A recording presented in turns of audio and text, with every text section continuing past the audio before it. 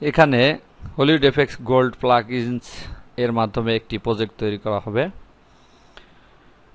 আমরা এখানে একটা ভিডিও ক্লিপ নেই, আমি এখানে ইমেজ নিচ্ছি, আপনারা ভিডিও ক্লিপ নিয়ে কাজটা করবেন।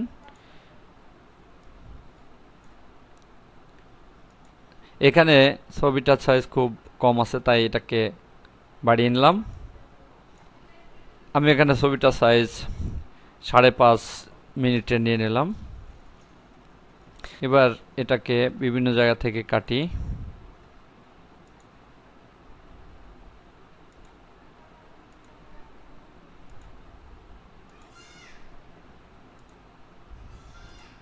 এবার এই কাটার বিভিন্ন জায়গায় ট্রানজিশন ব্যবহার করব, এর জন্য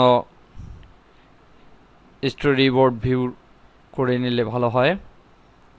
এবার এখান থেকে ট্রানজিশন হলিউড এফএক্স গোল্ড, এখানে গোল্ড নামে এরকম একটা আইকন দেখতে পাবো, এটা ক্লিক করার পরে এইভাবে দেখা যাবে প্রিভিউ উইন্ডোতে। এবার এটাকে ড্র্যাগ করে ট্রানজিশন যেখানে বসাতে হয় সেখানে বসালাম।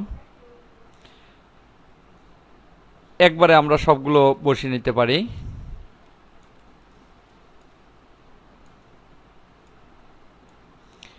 এবার প্রথমটা ক্লিক করি, কাস্টমাইজ। এবার এখান থেকে ইফেক্ট চয়েস করতে হবে। আমি এখানে ইন্ডিয়ান ইফেক্টস আর্টসটা চয়েস করলাম। এখানে দেখতে পাচ্ছি অনেকগুলো ইফেক্ট রয়েছে। এখানে দেখা যাচ্ছে ইফেক্টগুলো রান করতেছে না, সেজন্য এই বাটনে ক্লিক করে নিতে হবে।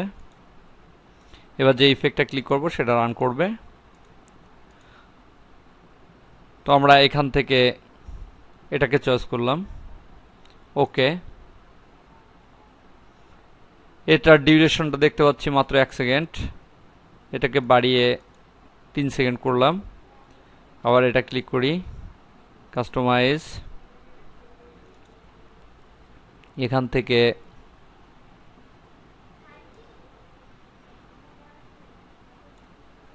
ইন্ডিয়ান ইফেক্টস জুয়েলারিতে যাই, এখানেও অনেকগুলো ডিজাইন রয়েছে, আমরা এটা চয়েস করি, ওকে।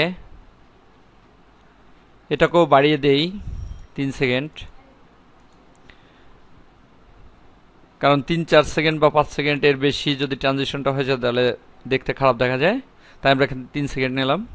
আবার এটাকে ক্লিক করি, কাস্টমাইজ। এখান থেকে মিসেলনাস ইন্ডিয়ান ইফেক্ট এটা চয়েস করি,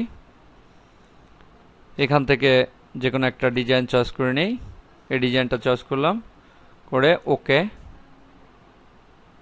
এটাও 3 সেকেন্ড দিয়ে দিই, এটাকে চয়েস করি, কাস্টমাইজ। এভাবে যতগুলো ইফেক্ট আমরা নিব কাস্টমাইজ করে করে এখান থেকে এক একটা ডিজাইন চয়েস করে দিতে পারি। আমি এখান থেকে ফ্রেমটা ব্যবহার করলাম, ওকে।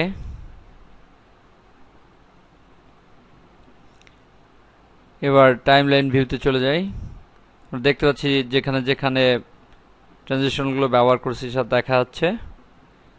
এবার এটাকে প্লে করে দেখি। এখন এটাকে ভিডিও ফাইল তৈরি করার জন্য শেয়ার মেনুতে ক্লিক করে create video file, DVD, VCD, এসপিজিডি, এমপিজি, অল ভিসিডি, এটাকে আমরা ডেস্কটপে সেভ করি। 1 2 5 দিলাম, সেভে ক্লিক করলাম। এখন এটার ভিডিও ফাইল তৈরি হয়ে যাবে।